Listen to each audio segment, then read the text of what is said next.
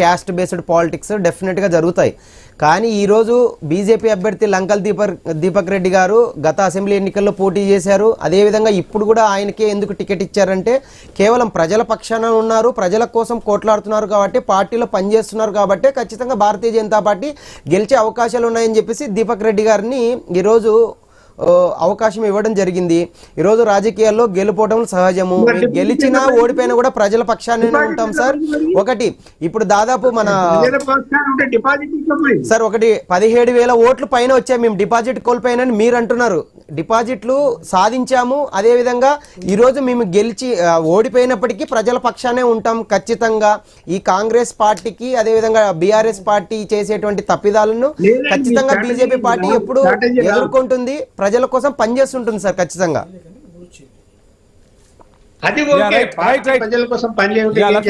మనతో పాటు మాట్లాడేందుకు కాంగ్రెస్ అధికార ప్రతినిధి సతీష్ గారు జూమ్ లో జాయిన్ అయ్యారు. ఎందుకు కెమెరా డిస్ప్లే అవ్వట్లేదు? రైట్, సతీష్ గారు ఎలా చూస్తున్నారు? మొత్తంగా జూబ్లీ హిల్స్ లో విజయాన్ని సాధించారు. ఇక రేవంత్ పాలనకు తిరుగులేదు, ఎదురులేదు అన్నట్టుగా కాంగ్రెస్ నుంచి వాయిస్ వినిపిస్తున్న పరిస్థితి.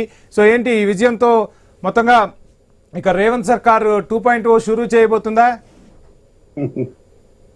ఇది రేవంత్ రెడ్డి గారి యొక్క 2 సంవత్సరాల కాంగ్రెస్ ప్రభుత్వ పాలనకు ప్రజలు ఇచ్చిన తీర్పు. జూబ్లీ హిల్స్ ఎన్నిక అనేది ఈ 2 సంవత్సరాల్లో రేవంత్ రెడ్డి గారు, అదే రకంగా మా యొక్క కాంగ్రెస్ ప్రభుత్వము చేసిన అభివృద్ధి కార్యక్రమాలు, అదే రకంగా ప్రజా సంక్షేమ కార్యక్రమాలు, ప్రజలతో మా ప్రభుత్వం మెలుసుకున్న విధానము, ప్రజలతో కలిసిపోతున్న విధానము, వీటన్నిటిని కూడా గమనించి ప్రజలు ఇచ్చిన తీర్పు ఇది. ఈ తీర్పు ఇంత బ్రహ్మాండంగా హైదరాబాద్ నడిబొడ్డున జూబ్లీ హిల్స్ నియోజకవర్గంలో రావడం అనేది కాంగ్రెస్ పార్టీకి ఇంకా 20 సంవత్సరాల దాకా కూడా తెలంగాణలో డోకలేదు అనేది, రేవంత్ రెడ్డి పాలనకు ఎలాంటి డోకలేదని చెప్పేసి అనడానికి ఇది నిదర్శనం. ఇంకోటి 6 గ్యారంటీలు మేము అమలు చేయలేదని చెప్పేసి, అదే రకంగా మన బాకీ కార్డులు అని చెప్పేసి అని వాళ్ళు తిరగడం. వాస్తవానికి ప్రజలను బాకీ పెట్టిండ్రు వీళ్ళు. 8.5 లక్షల కోట్ల రూపాయలు అప్పు చేసి ప్రజలు బాకీ పడ్డారు.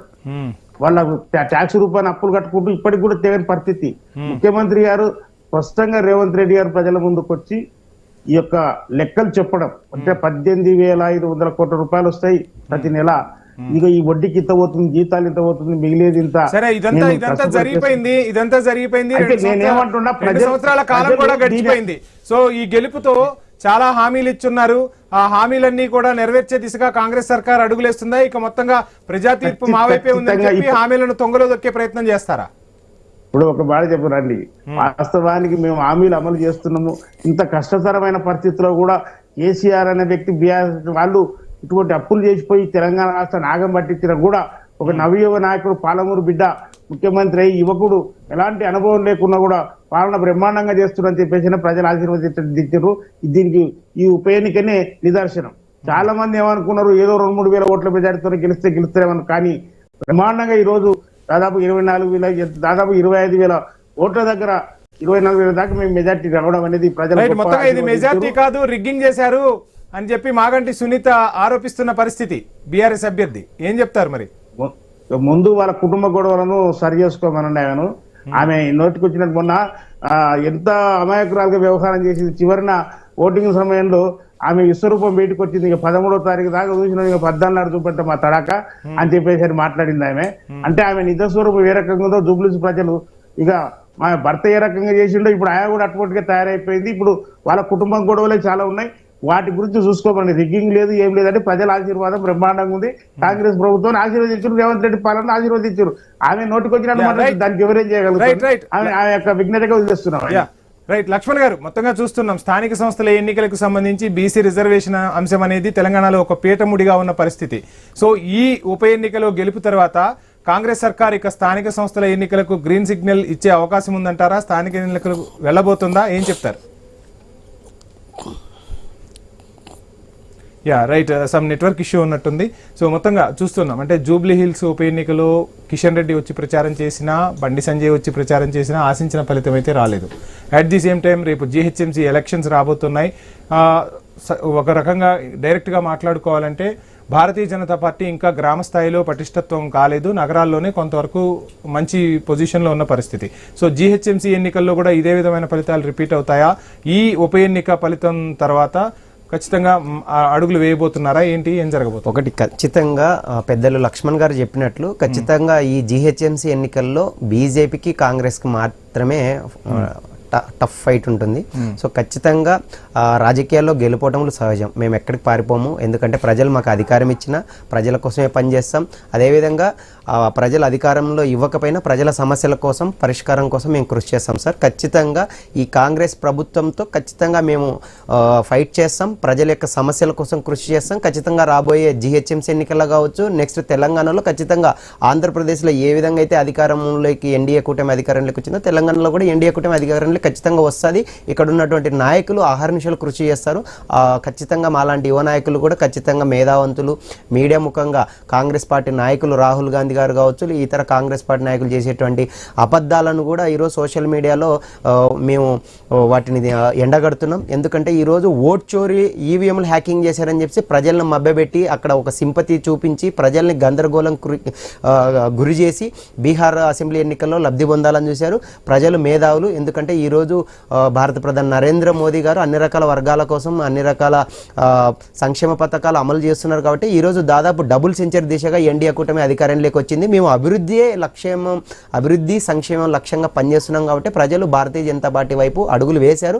ఖచ్చితంగా రాబోయే రోజులు ఇందాక కాంగ్రెస్ పార్టీ నాయకులు కూడా మాట్లాడారు, సౌత్ ఇండియాలో బీజేపీ పాగా వేయలేదని. అది ముమ్మాటికి అబద్ధం. ఎందుకంటే ఈరోజు కర్ణాటకలో మేము అధికారంలో లేకపోవచ్చు, కర్ణాటకలో ఆల్రెడీ బీజేపీ అధికారంలోకి వచ్చింది. ఆంధ్రప్రదేశ్లో కూడా ఎన్డీఏ కూటమి 2014లో అధికారంలోకి వచ్చింది. అదేవిధంగా 2024లో అధికారంలోకి వచ్చింది. రాబోయే రోజుల్లో ఖచ్చితంగా తమిళనాడులో కావచ్చు, అదేవిధంగా తెలంగాణలో కూడా అధికారంలోకి వస్తాం. సౌత్ ఇండియాలో కూడా ఈరోజు బీజేపీ అధికారంలోకి వస్తుంది, ఖచ్చితంగా వస్తుందని నమ్మకం ఉంది. ఎందుకంటే రాజకీయ పార్టీలు తమ ఉనికి కోసం నార్త్ ఇండియా సౌత్ ఇండియా అనే విభేదాలను సృష్టించవచ్చు. కానీ ఈరోజు మేము ఒకటే చెప్తున్నాం, కాంగ్రెస్ పార్టీ డివైడ్ అండ్ రూల్ని ఎత్తుకైంది. మేము అంత్యోదయ లక్ష్యంతో నార్త్ ఇండియా వేరు సౌత్ ఇండియా వేరు అని మేము చూడట్లేదు. బీజేపీ పార్టీ దేశంలో ఉన్నటువంటి అన్ని రాష్ట్రాల అభివృద్ధితో ముందుకెళ్ళాలి, ప్రజల యొక్క సంక్షేమం కోసం కృషి చేస్తుంది. ఖచ్చితంగా రాబోయే రోజుల్లో కూడా 2028-29 ఎలక్షన్లో కూడా బీజేపీ ఖచ్చితంగా అధికారంలోకి వస్తుంది. మల్లికార్జున్ గారు, మీరు చెప్తున్నట్టుగా ఆంధ్రప్రదేశ్లో అధికారంలోకి వచ్చామని చెప్తున్నారు. ఆంధ్రప్రదేశ్లో ఏదో ఒక పార్టీ పొత్తుతో అధికారంలోకి వచ్చిన పరిస్థితి. తెలంగాణలో ఏ పార్టీతో మీరు పొత్తు పెట్టుకోబోతున్నారు? పొత్తు లేకుండా అధికారంలోకి రావటం మాత్రం సాధ్యమయ్యే పరిస్థితులు కనిపించట్లేదనేది మనకు గ్రౌండ్ రియాలిటీ కనిపిస్తుంది. సార్, ఒకటి రాజకీయాల్లో మనం రాజ్యాంగంలోనే ఉంది, ఎన్నికలకు ముందు కానీ ఎన్నికల తర్వాత కానీ ఖచ్చితంగా పొత్తు పెట్టుకోవడం అనివార్యం. అక్కడ ఉన్నటువంటి రకరకాల ఈక్వేషన్స్ కావచ్చు, క్యాలిక్యులేషన్స్ లో భాగంగా రాజకీయ పార్టీల ఎత్తుగడలకు లక్ష్యంగా పొత్తులు పెట్టుకోవడం అన్ని రకాల పార్టీలు పెట్టుకుంటాయి. సార్, ఒక విషయము, రాజకీయాల్లో పొత్తులు అనేటివి అనివార్యం. అది ఎత్తుగడలను బట్టి రాజకీయ వ్యూహాలను బట్టి ఉంటుంది. ఈ రోజు తెలంగాణలో బీఆర్ఎస్ పార్టీ మీద అలుపెరగని పోరాటం చేసింది భారతీయ జనతా పార్టీ మాత్రమే. సో భారతీయ జనతా పార్టీకి తెలంగాణ రాష్ట్రంలో స్పష్టంగా కాంగ్రెస్ పార్టీతో అయినా బీఆర్ఎస్ పార్టీతో అయినా ఖచ్చితంగా మేము ఫైట్ చేస్తూనే ఉన్నారు ఇక్కడ ఉన్నటువంటి నాయకులు. ఒకటి, రాజకీయాల్లో ఈక్వేషన్స్ క్యాలిక్యులేషన్స్ బట్టి పొత్తులు ఉంటాయి, కానీ తెలంగాణ రాష్ట్రంలో స్పష్టంగా భారతీయ జనతా పార్టీ ఖచ్చితంగా కాంగ్రెస్ తో కావచ్చు, అదేవిధంగా టీఆర్ఎస్ తో ఎప్పుడు అలుపెరగని పోరాటం చేస్తుంది. రాబోయే రోజుల్లో ఖచ్చితంగా కాంగ్రెస్ పార్టీతోనే గొడవ పడతాం, ఖచ్చితంగా ప్రజా సమస్యలను ఎండగడతాం. ఖచ్చితంగా రాబోయే రోజుల్లో ఖచ్చితంగా తెలంగాణలో కూడా అధికారంలోకి బీజేపీ పార్టీ రావడానికి ఇక్కడ నాయకులు కృషి చేస్తారు. రైట్. సో మొత్తంగా సతీష్ గారు చూస్తున్నాం, స్థానిక ఎన్నికలకు సంబంధించి నిన్న మొన్నటి వరకు పీటముడి ఉన్న పరిస్థితి, రకరకాల ఈక్వేషన్స్, రకరకాల సమస్యలు వెంటాడాయి. జూబ్లీ హిల్స్ ఉప ఎన్నిక ఇచ్చిన ఊపుతో రేవంత్ సర్కార్ స్థానిక ఎన్నికలకు వెళ్ళబోతుందా? ఇక సమయం ఆసనమైందని భావించవచ్చా? ఏం చెప్తారు? ఇప్పుడు ఖచ్చితంగా జూబ్లీస్ ఎన్నికలలో విజయం సాధించడం అని చెప్పేసి అని దానికి పోవడం కదా. వాస్తవానికి పద్ధతి ప్రకారం ఎలక్షన్ రూల్ ప్రకారం మేము 42% రిజర్వేషన్ ఏదైతే చెప్పినామో 42% రిజర్వేషన్ ఇచ్చి ఖచ్చితంగా మేము ఎలక్షన్స్ పోవడం అనేది జరుగుతుంది. ఇంకోటి, మేము ఇప్పుడు కేంద్రం బీజేపీ ఏదైతే ఉందో కేంద్రంలో అసలు 42% రిజర్వేషన్ కి వ్యతిరేకం. అది ఈ రోజు 9th షెడ్యూల్ లో పెట్టవలసింది కేంద్ర ప్రభుత్వం. వాళ్ళు నాన్కి దాన్ని గందరగోళం చేస్తూ ఈ రకంగా ఇక్కడనేమో రాష్ట్రంలో బీజేపీలు సపోర్ట్ చేస్తారు, కేంద్రంలో మాత్రం సపోర్ట్ చేయరు. ఇంకోటి, బండి సంజయ్ లాంటి వ్యక్తి ఒక మంత్రి, కేంద్ర మంత్రి అయ్యండి, ఆయన డైరెక్ట్ మాట్లాడుతుంది ఇది ముస్లిం రిజర్వేషన్